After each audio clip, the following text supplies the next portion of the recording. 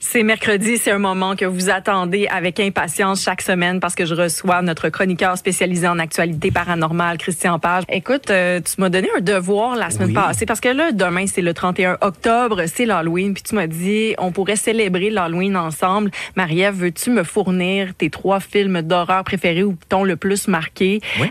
Pourquoi tu avais envie qu'on parle de ça? Parce que lorsque l'on parle de l'horreur en général, souvent associée à l'Halloween, le plus gros vecteur que l'on rencontre dans notre société, c'est la science-fiction et le cinéma. Donc, beaucoup de gens, je dirais 90% des gens qui ont des idées sur les phénomènes paranormaux, ce sont des idées qu'ils ont puisées à même le cinéma.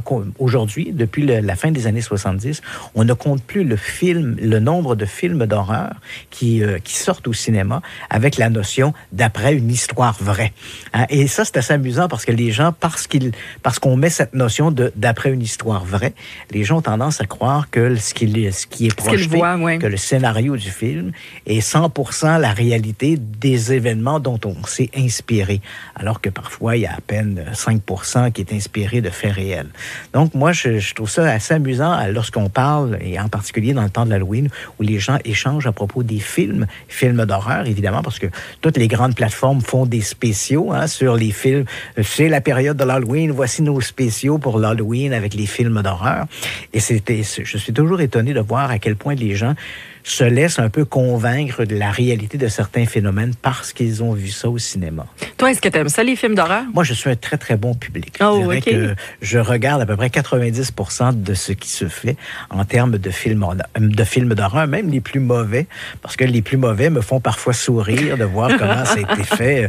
Et on en a eu un lot, là, je dirais, dans les années 60-70, à un moment donné, à l'époque où les effets spéciaux n'étaient pas nécessairement toujours bien réussis. On en a eu un lot de très, très mauvais films.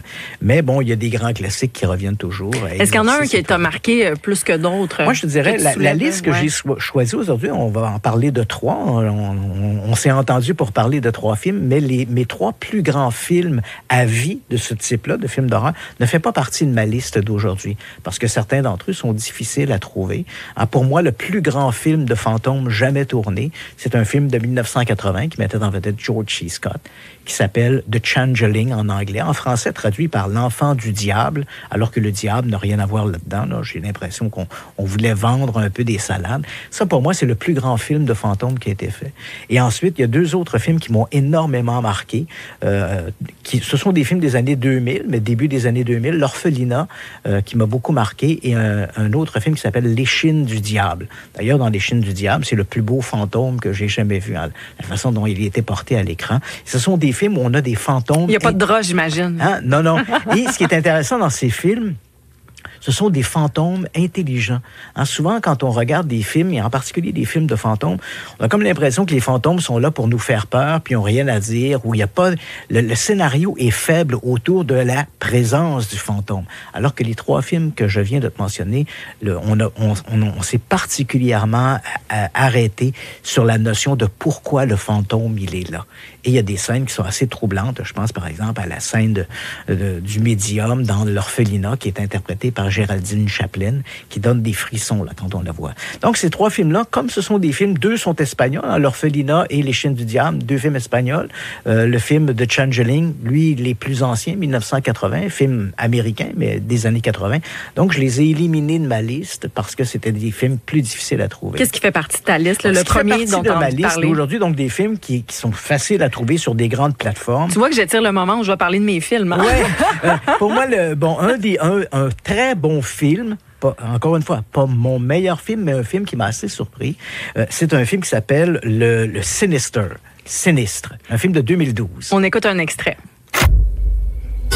Je voulais pas venir habiter ici. On pouvait plus payer les traites de la maison. Et l'affaire sur laquelle je travaille s'est passée près d'ici. L'histoire sera bien cette fois? Je vais écrire le meilleur livre de tous les temps. Qu'est-ce que c'est que ce truc-là? Pendaison de crémaillère. Barbecue 1979. C'est la famille qui vivait ici. Et là là! C'est un film qui met en vedette... Je me sens au cinéma, là. Ouais, et c'est un film qui met en vedette Ethan Hawke. Et ce qui m'a surpris dans ce film-là, d'abord, le caractère du personnage principal. C'est un auteur de livres qui écrit principalement des histoires de crimes. Hein. Il y a un type au Québec, le Christian Page, qui fait ça aussi.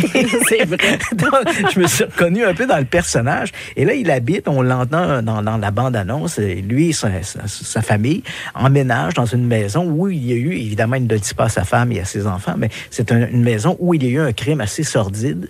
Et il a l'impression, comme c'est un auteur, que s'il s'immerge dans cet univers-là, ça va susciter son inspiration. Et là, il trouve au grenier une série de films 8 mm. Il projette ça, des vieux films. Et là, il est plongé dans une série de crimes avec des symboles occultes qui le ramènent à des séquences de crimes suivant une espèce de période. C'est un film qui est très bien amené. Les discours sont intelligents. Le jeu des comédiens est convaincant. Et la trame du film, elle est saisissante. Il y a des moments, il y a des scènes vraiment qui font sursauter. Là. Et pas sursauter dans le but avec un fantôme qui arrive de nulle part. Là. Quand on sursaute, bien sûr, c'est amené de cette façon-là, mais le scénario est bien construit pour nous faire sursauter. Ça, si les gens me demandaient là, un très bon film d'horreur à regarder pour la période de l'Halloween, pour moi, Sinister, un film de 2012, est à conseiller. Oui, puis il y a plusieurs auditeurs qui le soulignent aussi, là, qui t'écoutent en parler. Christian Page, Sinistre est excellent. Je l'ai réécouté justement en fin de semaine avec mes enfants, vu qu'ils ne l'avaient jamais vu. Ça s'écoute en famille, ça? Oui. Oh, OK. Disons que la scène, pour ceux qui l'ont vu, là, la scène de la tondeuse, faudrait passer peut-être par autre chose, mais bon, il y a certaines scènes qui sont assez choquantes. Mais c'est vraiment un très bon film. Ce qui le distingue, c'est l'intelligence du film. Très souvent, on est dans des films où on a l'impression que le réalisateur n'a pour objectif que de nous faire sursauter, alors que dans Sinistre, l'objectif est plus loin que ça. Christian Page, chroniqueur spécialisé en actualité paranormale. Tu restes avec moi, on termine l'émission ensemble. On parle de nos films d'horreur en lien avec l'Halloween, qui est demain. D'ailleurs, auditeurs, quels sont vos films d'horreur préférés? Vous pouvez nous écrire dans la messagerie 98985. Je t'avais dit que je voulais aller à ce festival en Suède. Non, t'as dit que ce serait cool d'y aller. Ouais, et là j'ai l'opportunité de le faire, alors j'ai décidé... T'en veux pas d'y aller, c'est juste que j'aurais voulu que tu me préviennes, c'est tout. Elle a besoin de voir un psy. Tu veux te sortir de cette relation trop bizarre depuis plus d'1 an. N'oublie pas toutes les magnifiques Suédoises que vous allez rencontrer en juin. Ok, allez. Encore elle, sans déconner. Ouais, mon cœur. Qu'est-ce qui se passe? Dani?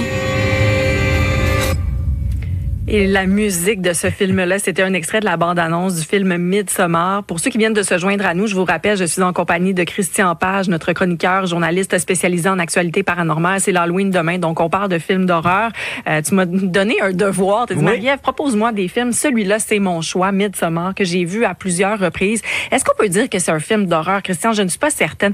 Il y a le terme que je ne connais qu'en anglais qui s'appelle film gore, c'est-à-dire que, il y a du sang, des corps et tout ça. Oui, on peut le classer dans les films d'horreur de façon large. Ce qui est intéressant. Puis résumons l'histoire. Tu vas être meilleur que moi. Ce sont des jeunes qui décident de participer à un festival. Ils ont entendu parler d'un festival assez particulier, d'un groupe qui s'adonne à un culte païen. Et l'un d'entre eux veut se lancer dans des études un peu en anthropologie, donc étudier ce culte. Donc il est invité, il assiste au culte. Et là, c'est un film qui est très intellectualisé dans la mesure où on voit ces jeunes-là pénétrer ce groupe-là, s'insérer dans le groupe. On voit des échanges autour des valeurs. Et c'est amusant parce que le film rejoint un peu le commentaire de ton invité précédente. Véronique Yvon, sur l'aide médicale à mourir. On parlait de l'aide médicale à mourir. Ici, on voit dans le film, il y a cette espèce de vision de l'âgisme où les gens acceptent d'arriver à un certain âge. Puis dans le film, d'ailleurs, ils ne sont même pas en perte d'autonomie. C'est simplement des gens qui arrivent à un certain âge. Ils sont âgés. Ils sont moins productifs dans la communauté. Ils acceptent d'être littéralement tués par la communauté. C'est un sacrifice. C'est un sacrifice, parce que c'est un rite de passage.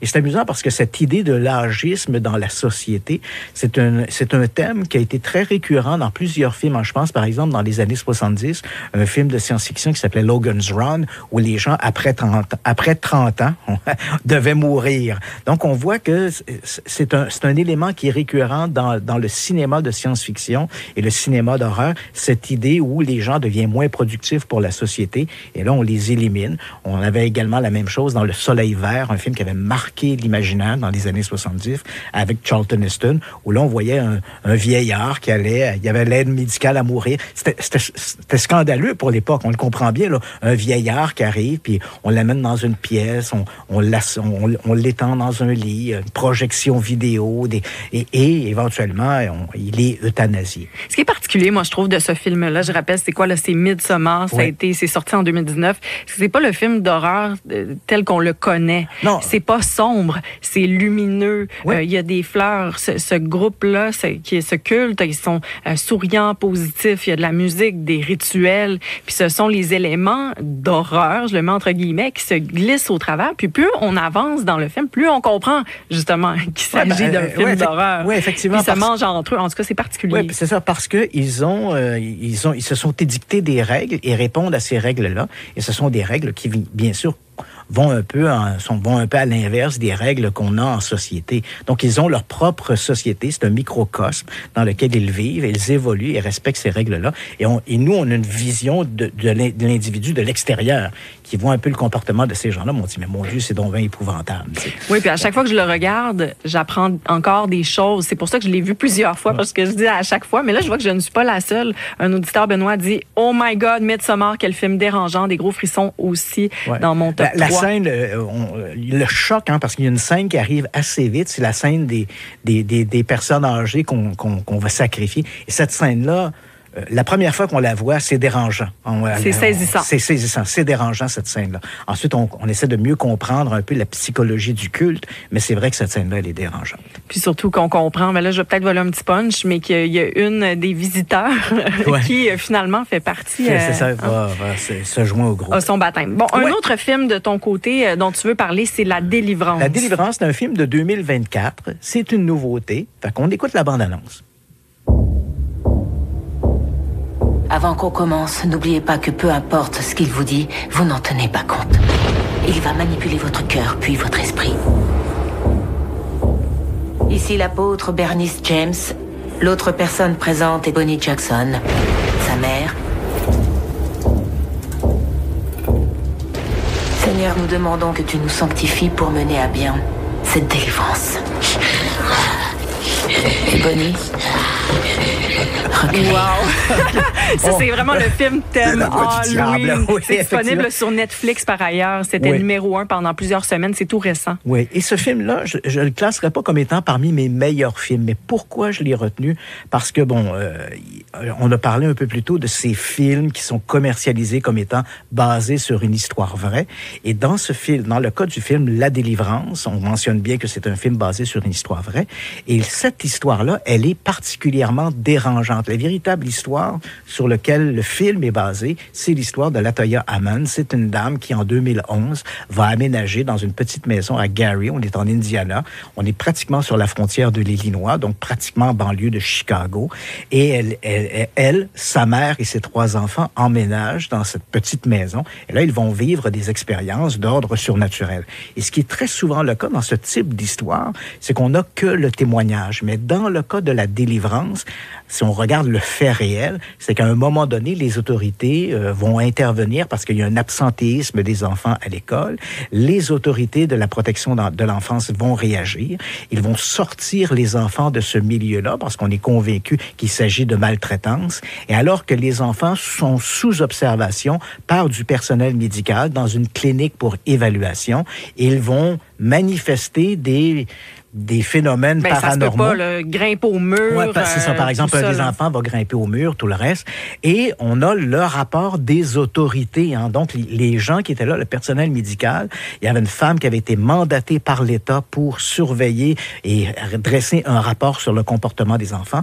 Et donc, noir sur blanc, elle raconte plusieurs événements qui sont survenus durant cette observation, pour lesquels, évidemment, on est dans l'univers du surnaturel. Et là, on comprend qu'on ait choisi cet événement-là qui qui demeure encore aujourd'hui, en 2024, inexpliquée pour s'en inspirer et faire ce film, La Délivrance, qui est pas mauvais, qui est pas un très grand film, mais qui est quand même pas mauvais. Moi, j'ai passé un bon moment quand même. Voilà, puis c'est surtout de savoir, à t'écouter parler, Christian, que ça se rapproche quand même beaucoup d'une histoire vraie. Oui, il y a des événements. D'ailleurs, la scène de l'enfant qui marche sur les murs, elle est reproduite. Elle est documentée. Oui, et on la revoit dans le film. Christian Page, chroniqueur, journaliste spécialisé en actualité paranormale. Merci beaucoup d'avoir été avec nous aujourd'hui pour parler de films d'horreur en vue de l'Halloween. Je rappelle les noms. La Délivrance, dont on a parlé, Midsommar aussi, et Sinister. Merci et joyeux Halloween. Bonne préparation en vue de demain. Merci à la recherche, merci à la mise en onde, merci à vous aussi, chers auditeurs, pour votre grande contribution. On se dit à demain.